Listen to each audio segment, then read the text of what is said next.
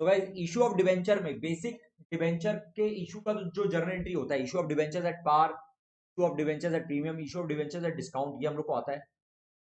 उसके बाद issue of debenture for consideration other than cash, ये हम लोग डिस्कस कर चुके हैं। Issue of debenture according to the terms of redemption, ये हम लोग डिस्कस कर चुके हैं।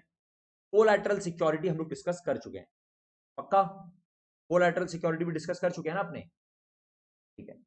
उसके बाद अब सर छोटा छोटा दो बात रह जाता है, ये रिवीजन अपना ऑलमोस्ट कंप्लीट है।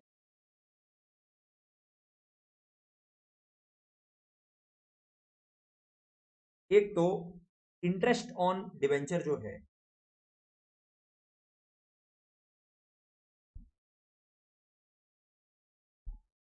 सर नॉर्मल अपने को क्वेश्चन जैसे बोलेगा इंटरेस्ट ऑन डिवेंचर का काउंटिंग करना है, वैसे कर देंगे।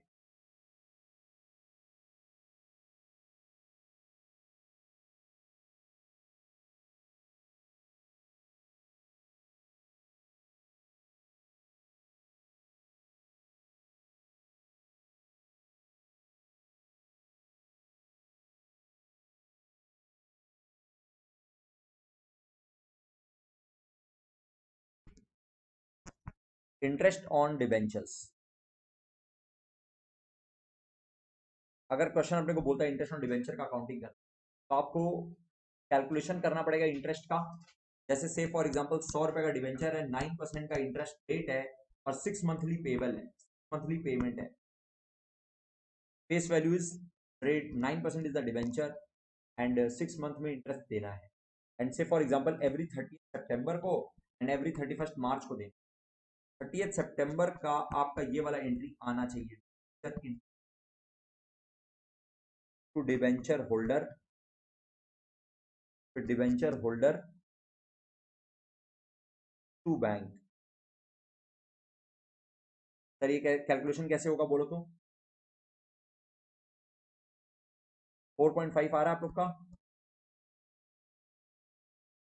100 रुपए के ऊपर 9% इंटरेस्ट कितना होता है? 9 रुपया होता है पूरे साल का, 9 रुपीज पूरे साल का। 6 मंथ्स का कितना हुआ? 4.5। तो आपको समझ में आना चाहिए debenture interest to debenture holder, debenture holder to bank 30 सितंबर को।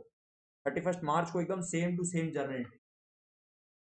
31 मार्च को debenture interest to debenture holder, debenture holder to bank, फिर से 4.5 4.5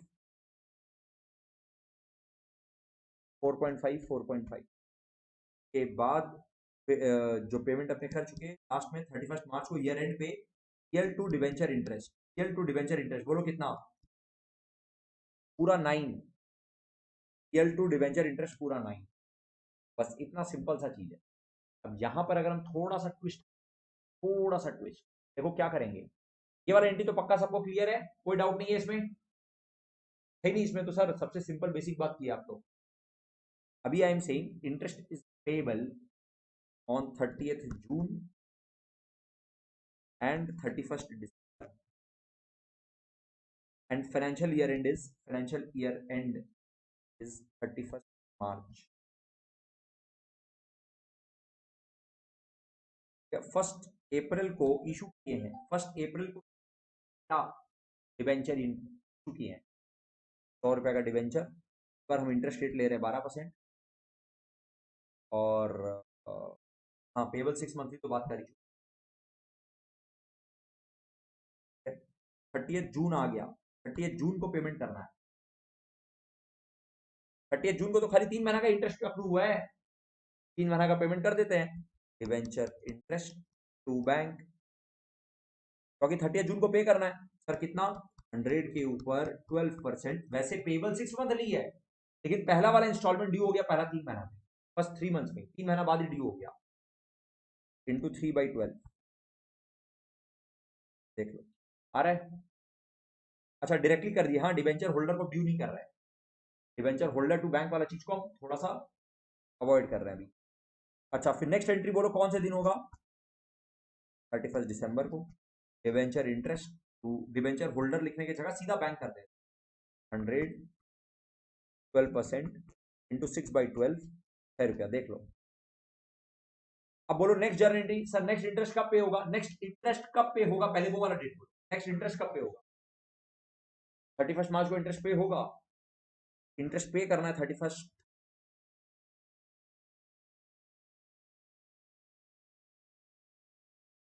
मार्च को। पता है क्या होगा? डिबेंचर इंटरेस्ट आउटस्टैंडिंग इंटरेस्ट और पूरा साल भर का year to debenture interest 12।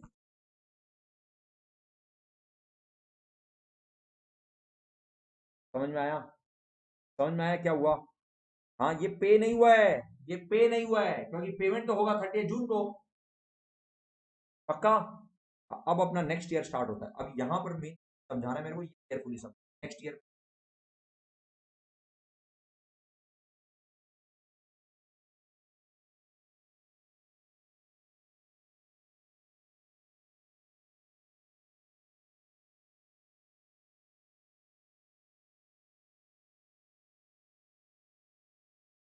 Next year में देखो मेन चीज, जब 30 जून आएगा, 30 जून को आप वापिस से डिवेंचर इंटरेस्ट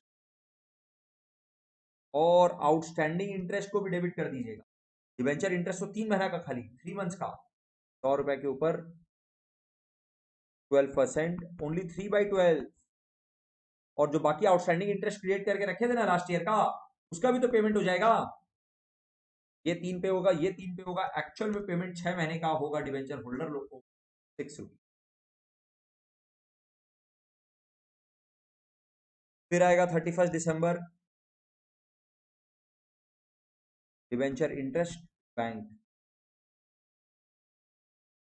6 महीने का। फिर आएगा 31 मार्च, डिवेंचर इंटरेस्ट आउटस्टैंडिंग, और फिर पीएल टू डिवेंचर इंटरेस्ट पूरे साल भर का, एकदम एग्जैक्टली भाई। समझ में आया? पक्का फ्लो में एक एक करके बात अच्छे से। और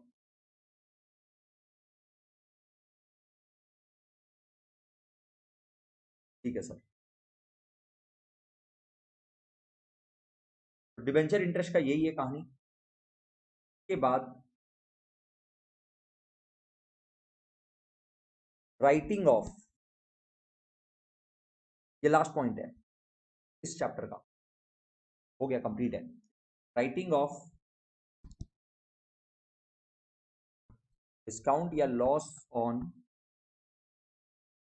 ऑफ डिबेंचर्स।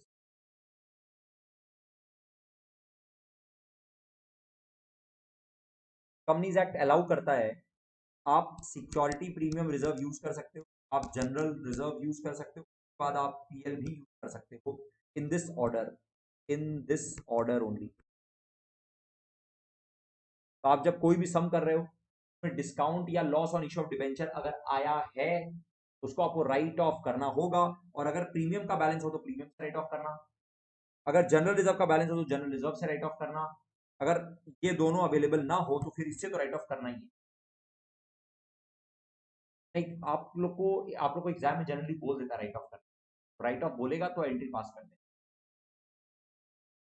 बोलेगा एंट्री, बोल देगा, अलग से बोल देगा।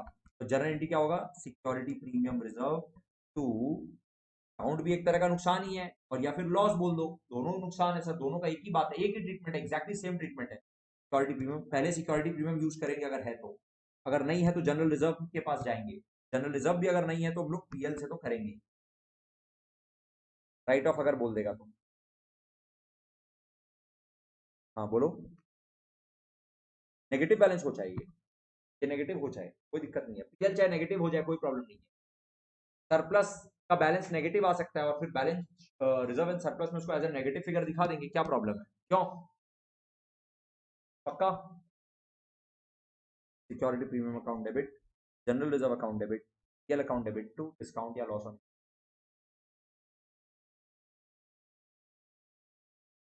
ओके, आप लोग को वो टेबल बनवाया है क्या आप लोग से? हाँ, नहीं नहीं, फिर भी आइडिया हो क्या, वो राइट ऑफ करने का table according to the outstanding, outstanding amount. क्या? क्या हम तो, क्या बोलो बोलो। पता तो होना चाहिए ना कि करवाया कि नहीं करवाया, मत समझो मत, लेकिन टॉपिक बोल रहे हैं तो सुन लिए समझ। तुम लोग को यही करना है, तुम लोग को ये करना है, क्या सिंपली यही करना है बस, राइट ऑफ कंट्री बस ये कर देना और कुछ नहीं करना। बस खत्म हो गया गाइस, ये टॉपिक अपना कंप्लीट है। आप लोग कभी अपने सिलेबस वाला वो देख रहे थे ना, सिलेबस वाला उसमें जा करके देखो इसमें को लेकर के क्या क्या बोला है। नहीं है वो भी तुम लोग के लिए नहीं है, तुम लोग के लिए नहीं है। ठीक है, तो ये यहाँ पर गाइज इशू ऑफ डिबेंचर्स का रिवीजन कंप्लीट होता है। नेक्स्ट टॉपिक पे हम